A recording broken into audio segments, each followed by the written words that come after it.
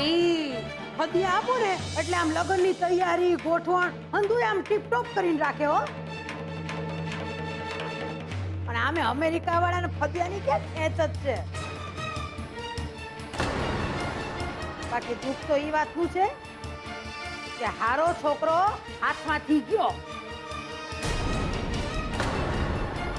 વાહ, હવે તો સુશાંત પરણી જવાના છે. જવા દો ને બધું. હા, ઈ તો જવા જ દેવું પડશે ને, છૂટકો થોડી છે. બાકી દિવાલના બાકોરા પુરાય, નસીબના કાણાને નહીં. પણ બા, મને તો મારા નસીબમાં એક પણ કાણું નથી દેખાતું.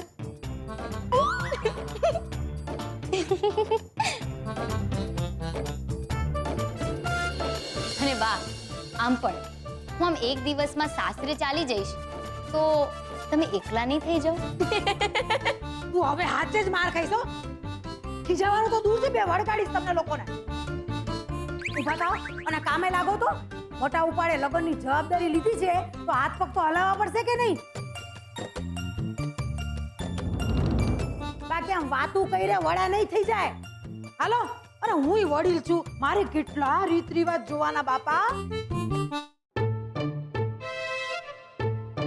હાલો હાલો. અને એ સીએ, તને અલગથી નોતરું આપવાનું છે? આમ ધ્યાન મગ્નથી નું બેઠી છો? હાલો હવે. એક દિવસમાં લગ્ન? કંઈક ગડબડ લાગે છે. રૂપેશ સાથે વાત કરવી પડશે.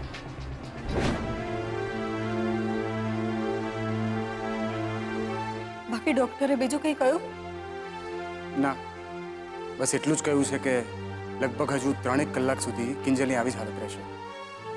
પછી જ એને ધીરે ધીરે હોશ આવશે. બાકી કિંજલ સાથે આ જે કંઈ પણ થયું એની તમને કેવી રીતે ખબર પડી? કહું, એકવાર પપ્પાજી ડૉક્ટરને મૂકીને ઘરે પાછા આવે ને એટલે આખી વાત ડિટેલમાં કરું કે સુશાંતનો પ્લાન શું હતો.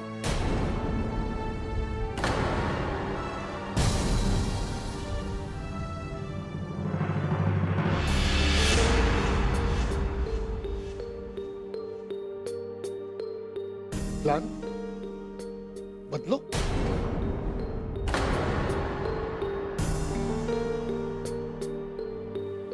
મને તો વિશ્વાસ નથી આવતો રૂપેશ કુમાર. પોતાની ભૂલ હોવા છતાં પણ સુશાંત મારી કિંજલને બરબાદ કરવા માંગે છે. બરબાદ નહીં પપ્પા, રીબાવવા માંગતો હતો. આજે આપણા સમાજમાં ઘણા પુરુષો છે જે સ્ત્રીઓને પોતાના પગની જૂતી બનાવીને રાખવામાં પોતાનું સ્ટેટસ સમજે છે. અને જ્યારે કિંજલની સામે સુશાંતની બધી જ પોલ ખુલી ગઈ ને એટલે ગુસ્સામાં આવીને એણે સગાઈ તો તોડી નાખી.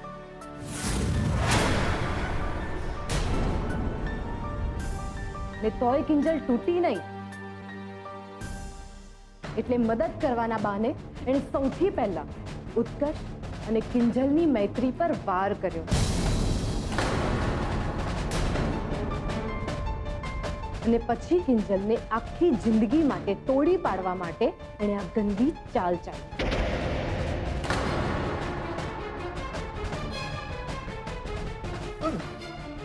રૂપેશ કુમાર, આ વાતમાં તમે ત્યાં પહોંચ્યા કેવી રીતે? કદાચ એ તમે કરેલા કોઈ પુણ્ય જ હશે પપ્પાજી, જે કિંજલને છેલ્લી ઘડીએ કામ આવ્યું. જ્યારે સેજલે સુશાંતના ઘડિયા લગ્નની મને વાત કરી ને અને કહ્યું કે કિંજલે મને પણ આમંત્રણ આપ્યું છે, ત્યારે સૌથી પહેલા મારો જવાબ ના જ હતો. અને હું શું કામ જાઉં એના લગ્નમાં જેના કારણે મારી અને ઉત્કર્ષની વચ્ચે ઝઘડો થયો છે. આજ સુધી રેકોર્ડ હતો કે મારી અને ઉત્કર્ષની વચ્ચે બોલાચાલી તો ઘણી વાર થઈ, પણ આ બોલા કોઈ દિવસ નહીં. 2 દિવસ, પૂરા 2 દિવસ સુધી ઉત્કર્ષે મારી સાથે વાત નથી કરી.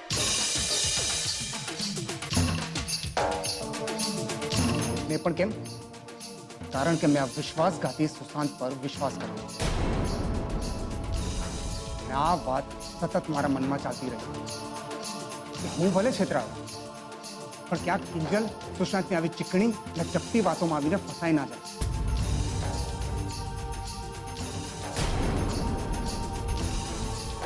અને મારી શંકા સાચી પડી.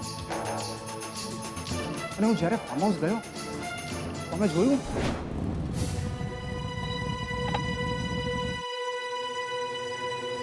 Scenery farm house.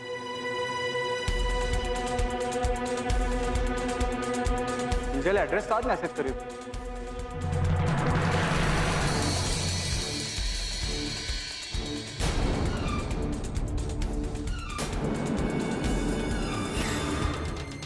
ક્યાં ક્યાં નિત્યા તો નથી?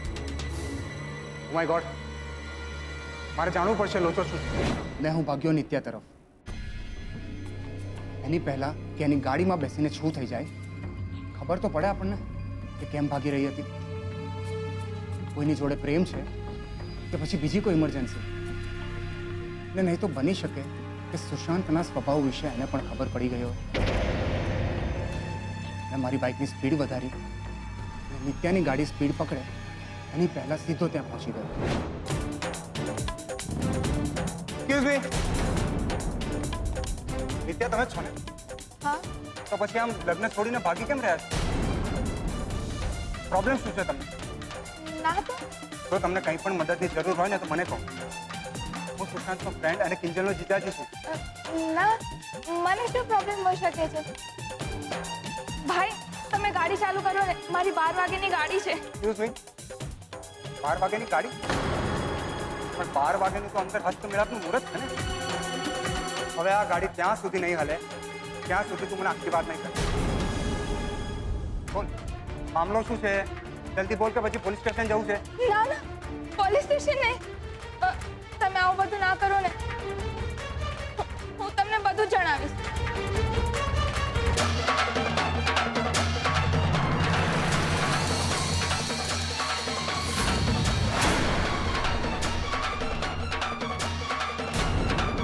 મેં તમને બધું કહી દીધું છે. હવે તો મને જવા દો.